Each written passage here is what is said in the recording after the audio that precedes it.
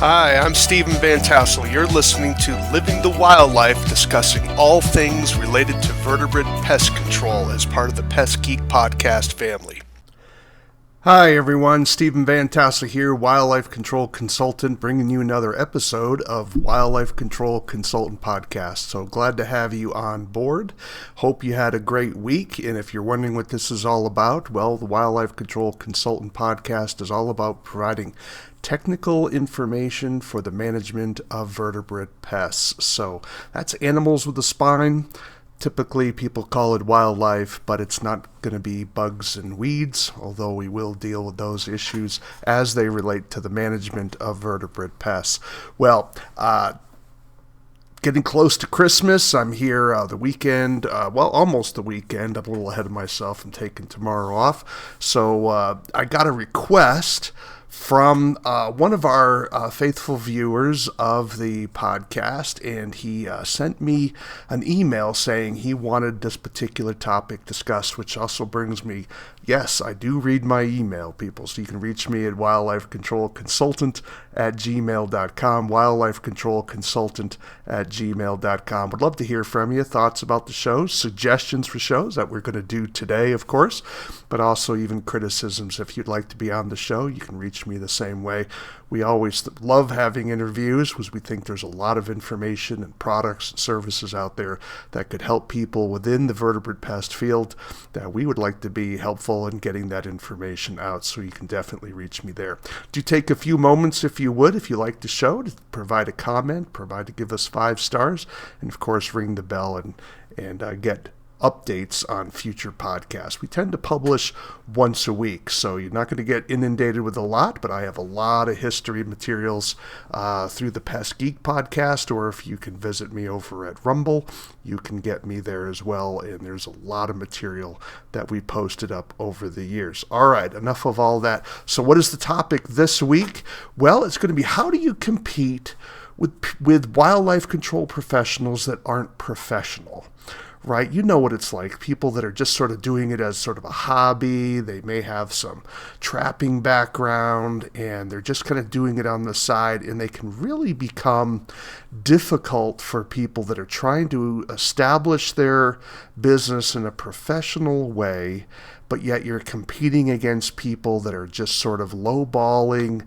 They probably don't have insurance, maybe they don't even have a lot of experience, and they can sort of cherry pick away a lot of your easy jobs, and it can be hard both on a price issue and also getting a job issue as well. And sometimes they can kind of screw things up, particularly if they've done a job, maybe messed it up, and now you've got to come in and you're not aware that someone was sort of front-loading the control. Let's say they got a raccoon, got out of their trap, or maybe they didn't catch it and they educated that raccoon. Now you've got to follow up, and it's going to cost you a lot of money, so your profit margin is going to be declined. How do you compete with those types of companies? Well, it's a tough question in a certain sense, but it is an important one.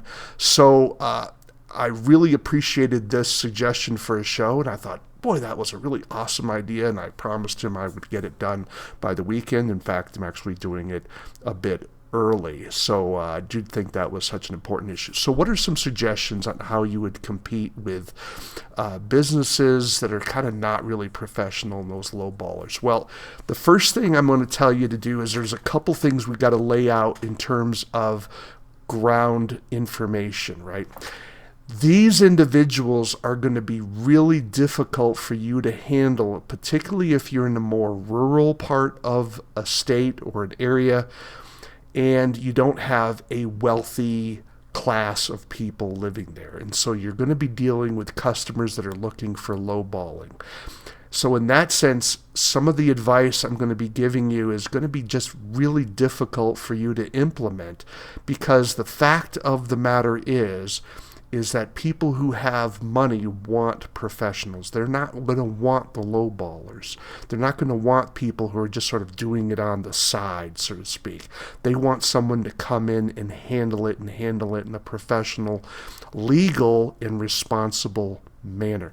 But if you don't have enough clientele in your area, it's going to be tough no matter what you do. And so you just need to be aware of that reality. And so I know this isn't often news that people want to hear, but there are some parts of the country where it is extraordinarily difficult to run a full-time wildlife control business. That's just the reality of it. And so you have to have, let me put it this way, there are reasons why there aren't wildlife control franchises in every part of the country. So it was kind of enlightening for me years ago when I heard that a very nationally well-known chain or franchise that dealt with wildlife control said they actually like having other businesses in the cities that they dealt with. And I thought, well, why? Why do you want that? He said, so that way we don't have to deal with the lowball stuff.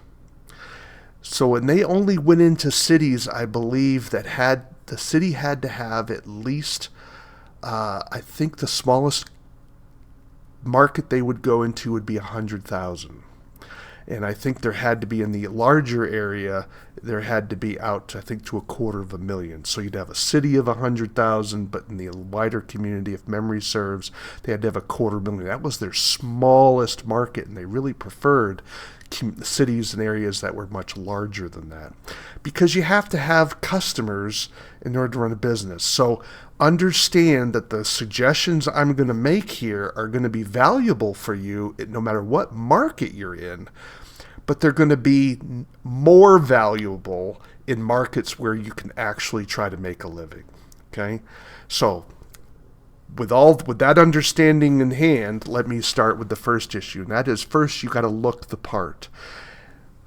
If you're going to try to compete with people that are hobbyists, you need to make sure that you have a uniform and you have a professional looking vehicle and that you have a professional looking website. You need to look the part in that way. If you're going to be looking at trying to compete with people that are hobbyists, you need to come across as a professional. And so people need to see that, they need to experience it. And part of that aura that you need to create is that when a person hires you, they need to have the confidence that you're going to do the job right and you're not going to abandon them. And that the money that they're paying is going to be paid to a good end. That they can pay you and know that it's going to be done and done properly. And so that's part of that image. The reality is that people can't take the time and do a full background check on you, right? They need to know that you're reliable. And in situations, particularly in areas where states don't license, like the state that I live in Montana, we don't have a wildlife control operator license. So how does a customer know that you're any good? Other types of jobs, when you think of electrician, plumbers, there's a license that's regulated by the state in order for someone to do that. So if something goes wrong, you can appeal to the state and say, hey, this electrician did me wrong, or this plumber did me wrong. But in states that have very minimal requirements for wildlife control operators, you don't really have a lot. So that license doesn't really mean as much as it has in other trade organizations. So you have to differentiate yourself and give that client some assurances, and part of that is image. Image does matter. We do, to a certain extent, judge books by their cover. So make sure your website's looking good. Make sure you have a proper uniform. Make sure your vehicle looks professional. And I know personally there's a debate about this within the industry, but me personally, when I'm hiring contractors, I like to know that their truck is labeled, not just with a magnetic strip on it that someone can just peel off. I know some communities don't want their neighbors to know that they're having a wildlife problem, and I'll leave that to you. But I'm just speaking personally on this point, and that is, I like to know that someone is in business seriously enough that they mark their vehicle and say, hey, this is my job, this is my career. So that's the first point. Look the part. Secondly, you need to be able to differentiate with your competition. And the way you do that is you turn you let the client know that you have the proper insurances. That means you have liability insurance, that you have workman's comp insurance. Now, I know workman's comp is kind of not always required for people that may be just sole proprietors, and I know it's expensive. I get it. But at minimum, you should be having liability insurance. So make sure that you let people know that, and you tell them, look, I'm a professional. I have liability insurance. One of the things that I had when I was in business is I had a handout that I would give the customer, and that handout basically told them some things about my company, some of the services that I provided, as well as some of the laws within the state. Now, I lived in a state where it was illegal to relocate and translocate wildlife. In other words, if I removed an animal off from your property by state requirement, I had to destroy that animal. I could release an animal and relocate it on your property, but I couldn't move it to someone else's property and release it. That would have been illegal. I was a little surprised. I probably shouldn't have been, but I was amazed at how many clients were shocked to learn that. And I used a document that came from the state itself so that they knew I was not BSing them.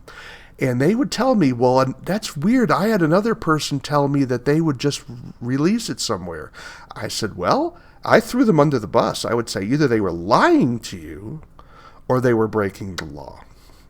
So that was a way that I could differentiate my company from what those other folks were doing. And I would point it right out. I said, this isn't my document. This is a document from the state telling you that it's illegal to translocate wildlife. So that was a powerful tool, and you can do the same thing with the law, of course, if that's the law and you're within your state, telling people you obey the law, but also that you have liability insurance and that you are a professional.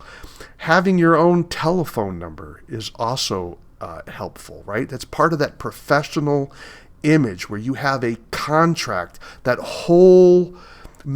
whole issue, when you're buying a vehicle, whether you're buying it from a professional or you're buying it from just a personal sale, right? You know that it's going to cost you a little bit more to buy it from a dealer.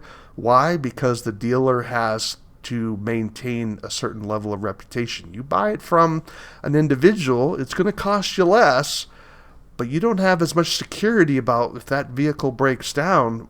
Are you going to be able to chase that person down in small claims court and get that issue resolved? You don't even know if the person is going to be in the community for the next 2 months, right? So that is part of that professional image that you need to be setting forth. The next thing you want to make sure you're doing is talking about your experience and your training.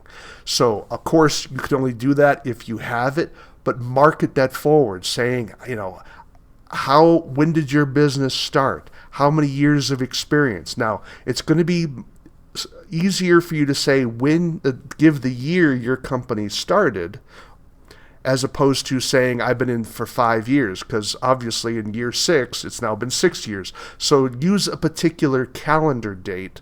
Year is going to be good enough to say, hey, I've been in business since 2022. Okay, or 2021, whatever the case may be. Don't lie, but you want to say when your business started, and there you go. Or how many years of experience do you have? Give that particular year. That is another way of differentiating yourself. If you've been going to certain types of trainings, if you have particular certifications, make the client aware of that. Even if they don't fully appreciate and understand what all is involved in that, help them understand what certifications you have by just listing it out there. That's another way to differentiate yourself from someone who's just sort of a hobbyist. Likewise, if you have licenses with the state or with the federal government or local government, make sure you put those out front and center. So that would be, maybe you have a drone license, maybe you have a pest control license. Make sure people are aware of that. Put your information out there so that people know what you've dealt with, right? That you have this particular level of ability so that you can say, hey, I can handle your mice and rats with trapping or with pesticides or with both, depending on your desire. And the reason is you have a pest control license. You have the certification. Now, that is something where there is a lot more regulation in the pesticide area than there would be when we're dealing with a wildlife control, right? Say that you are licensed with your Fish, Wildlife, and Parks or your Fish and Wildlife Agency, if that is a thing. Some states have a website that has all the individuals licensed within that particular state. Make sure your name is on that if you are licensed. That's another way, because sometimes people are kind of playing a little loose because they know there's not a lot of enforcement with wildlife control. Make that an issue. Talk to people and tell them what are some of the dangers of them hiring someone off the books, so to speak, who isn't necessarily licensed in your area, where you can say, is this person going to euthanize the animal according to the particular standard that you're using or according to state law? And now you're starting to raise doubt in the person, saying, is the lower cost of this non-licensed or maybe just hobbyist competition worth the risk? And that's the kind of attitude that you want to try to take to it. And then lastly, mention the fact that you are available. One of the things with being a professional and in full-time, or maybe you're half-time, whatever the case may be, point out how you're going to be around for a while and that you are available for emergency calls, that you will stand behind your work. What kind of a warranty do you give? Do you give that in writing? Do you have that on your website? Are you making sure you're available? That's another way to differentiate yourself from the hobbyist. And then lastly, and this is going to be tough, particularly if you're new in the business, you don't have a lot of cash flow available, and money can be tight, but can you sponsor maybe the Little League softball, maybe the girls softball in your community, or the Little League boys ball? Sometimes it doesn't take as much money as you think to get your name associated with that. Sponsoring a local team and making sure that your name is out there, and so people begin to start seeing you. Oh yeah, this isn't just some guy doing it out of the trunk of his car. This is someone who is committed to the community, committed to servicing clients in the area of wildlife control, and he's also giving back. If you don't have that kind of money, then there are things that you can do with your time. Joining a local service group, helping out in the soup kitchen, doing volunteer service, maybe for a women's shelter in the area, doing wildlife control, or maybe commensal rodent control pro bono, where you're not charging. That's going to cost you only your time, but helping getting your name out there and saying, yeah, this guy's a professional. He's going to be here a while. He's not someone who's just sort of doing this to just get some hobby money and that sort of thing. I hope that those types of ideas are going to be helpful for you, but again, I would just simply emphasize that if you're in a community that's relatively poor and a relatively low population, these suggestions that I've made are going to help you, but they're not going to have the wow and big impact that you would have in a larger market. The fact of the matter is, wildlife control operators work for people who don't have the expertise and don't have the time to handle it on their own. And a lot of times in rural communities, they'll just put the shotgun out the bathroom window and take care of it themselves. That is a very difficult market to work in on a full-time basis. There are people that can do it, but typically they can do it because either they're able to get into sort of industrialized farming areas, perhaps there's a hunting club nearby, or there are people that have a lot of vacation homes who have the wealth who want those vacation homes protected. But if you're in a full-on historic ag community, it can be very difficult to get the profit that you would need to do that. Nevertheless, these techniques will help if you can make enough money in those particular communities. Love to get your feedback. If you have ideas, I'd love to hear from you. You can reach me at wildlifecontrolconsultant@gmail.com, wildlifecontrolconsultant@gmail.com. Do take a visit at my website. We're just past getting, by the time you see this podcast, it'll be past Christmas, of course, but perhaps you have someone in your life that you would like to get a gift for, perhaps to get them started.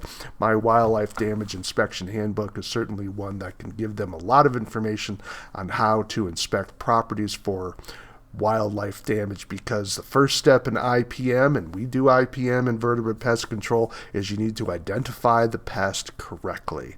And I go into some deep detail on how to identify the process of identification of pests. And then I have chapters on different types of things, even something like eye shine. If you're shining light around someone's property or someone's attic and you get eye shine, can you identify the animal by eye shine? I have a chapter on that. Then, of course, I have chapters on various species of animals, giving you clues and tips for identifying the damage and giving you examples of what that damage and sign would look like in the particular book. Check it out. A lot of color photos there, and it's 8.5 by 11, so it's a pretty big book. I think about 120, 130 pages. So there is a lot to it.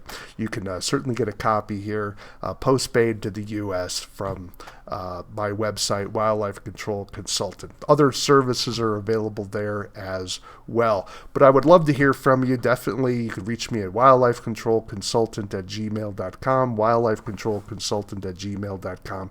And you've been listening to the Wildlife Control Consultant podcast, where we discuss all things technical related to vertebrate pest management. Thanks for listening. Hope you have a great day.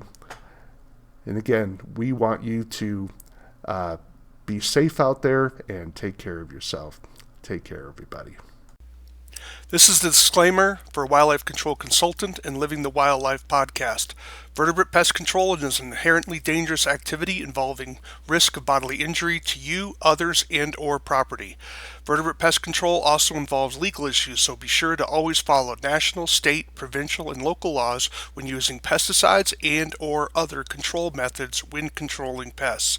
Wildlife Control Consultant, LLC, Stephen M. Vantassel, or their affiliates are not responsible for your use of the information provided here. Always consult a qualified and appropriate professional before employing the information provided.